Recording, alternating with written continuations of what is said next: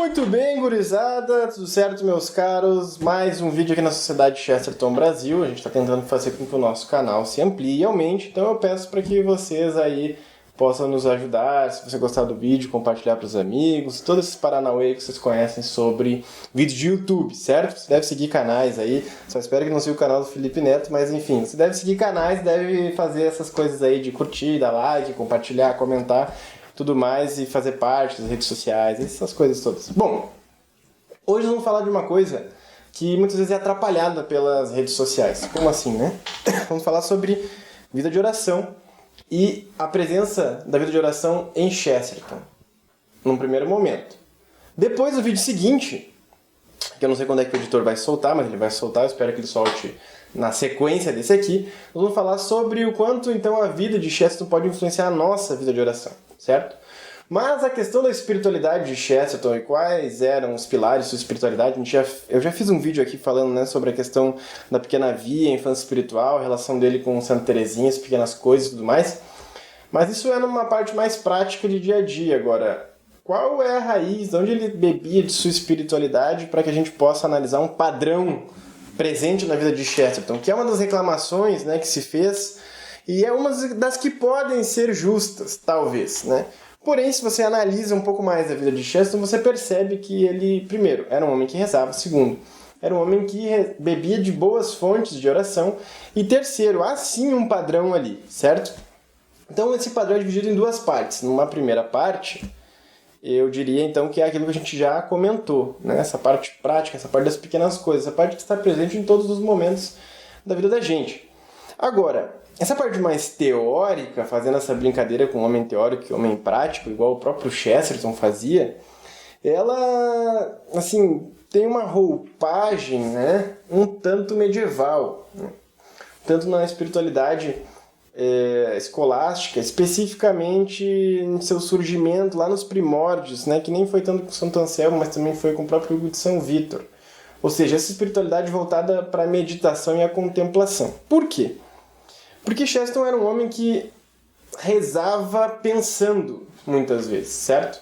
Então, por Chesterton ser um pensador, ou seja, ele estava sempre pensando, nós podemos perceber, intuir e deduzir, né, e lendo os seus biógrafos, nós podemos ver que Chesterton rezava em muitos momentos fora aquele momento que é necessário nós termos de dedicação à oração, certo?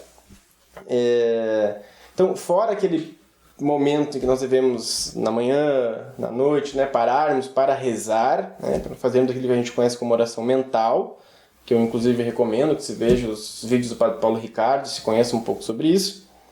Fora isso, Chesterton era um homem que então trazia essa dimensão meditativa e contemplativa no seu dia a dia e o tempo todo. Ou seja, o tempo todo que ele estava pensando nas coisas, ele aproveitava para rezar. Isso é nítido pela forma como ele expõe seus argumentos, pela forma como ele escreve seus livros, né? É impossível você ler o Padre Brown sem pensar que ele escrevia aquilo lá, né, sem nenhum tipo de oração. Era evidente que existia uma oração por ali, né? Ou o Homem Eterno, ou as obras de apologia à Igreja Católica, ou a própria Ortodoxia, né? Que é uma espécie de confissão e uma autobiografia que então já faz parte também de uma oração, você contar as coisas para Deus, né? Diante de si mesmo, diante dele. Ou seja, essa espiritualidade que medita, então, que investiga, já que a meditação é uma cogitação frequente, que investiga algo que você ainda não conhece, faz parte das descobertas diárias que Chesterton tinha. E a dimensão contemplativa, que tenta fazer uma união e um ordenamento, e uma união dentro do ordenamento da sua alma para com a figura, né? A figura não, a pessoa do Espírito Santo, a pessoa de Deus, as pessoas divinas.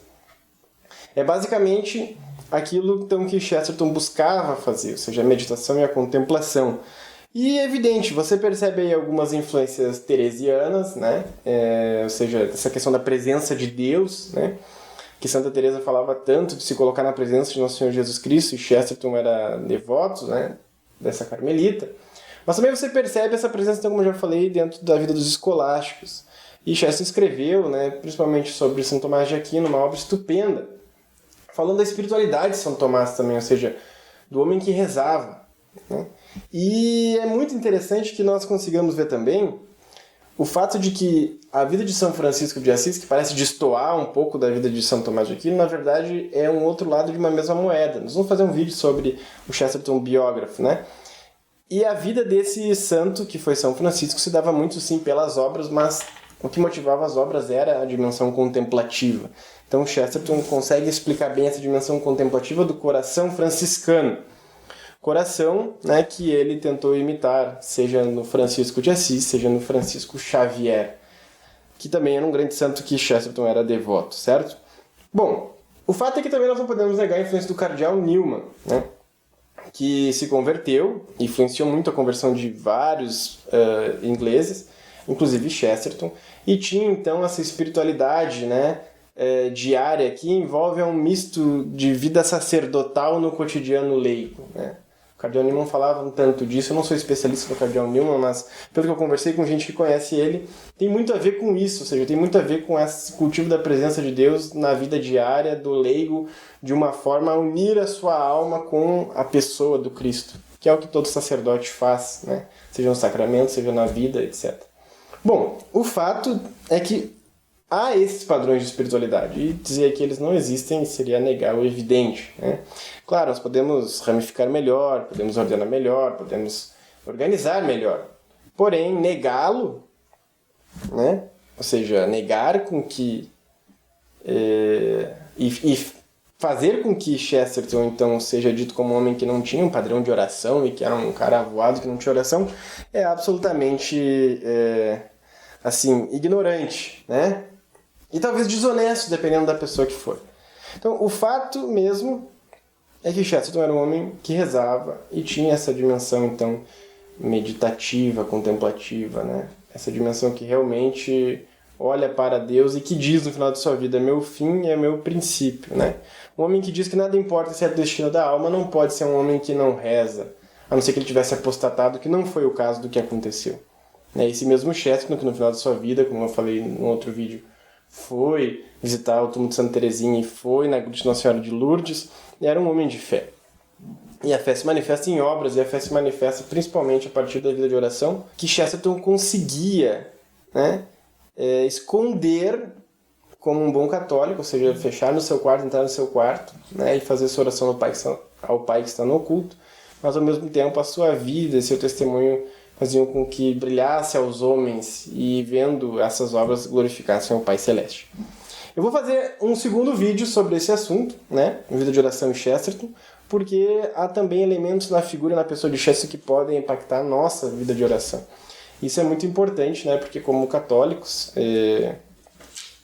ou como os cristãos, né, em geral, porque a gente sabe que não são só católicos que assistem o nosso canal, apesar do Chesterton ser católico, eu ser católico, a maioria dos membros da sociedade serem católicos, nem todos são, e a vida de oração é para todos, né? Então, Chesterton ele é um modelo que pode realmente impactar a nossa vida, e isso fica evidente conforme nós vamos conhecendo a sua biografia. O Santo Chesterton, se Deus quiser, um dia então será canonizado, e nós poderemos então com maior popularidade e com maior devoção pública, né, homenageá-lo conforme ele merece, se assim for a vontade de Deus e da Santa Igreja.